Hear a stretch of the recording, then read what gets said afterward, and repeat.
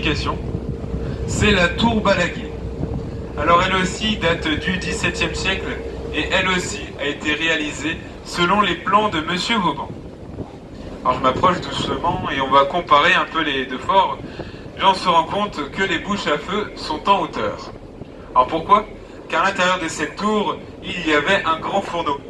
Ce fourneau servait à chauffer les boulets à rouge et ces boulets brûlants étaient envoyés en direction des mâts et des voiles des navires ennemis qui s'embrasaient à leur contact. Alors là, messieurs dames, ce que je vous ai dit, c'est très important.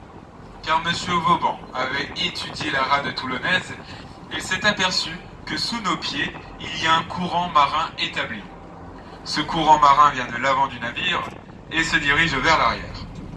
Alors pour résumer, la tour Balaguer brûlait les voiles. À l'époque, c'était bien sûr le seul moyen de propulsion. Du coup, ces bateaux se laissaient prendre par ce courant. Et on regarde derrière nous, qu'est-ce qu'on voit? Le fort carré de l'Aiguillette. Et oui, eux là-bas se chargeaient d'éteindre l'incendie. Définitivement, pour le coup, il les coulait. Cette tour Balaguer est chargée d'histoire, puisque c'est depuis celle-ci que furent tirées les dernières salves de canon contre la flotte anglaise, en 1793.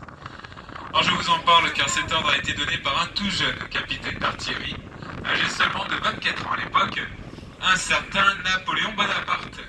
Et oui, il y acquis ses premières victoires militaires pour devenir par la suite général de brigade, organiser son coup d'état et devenir empereur.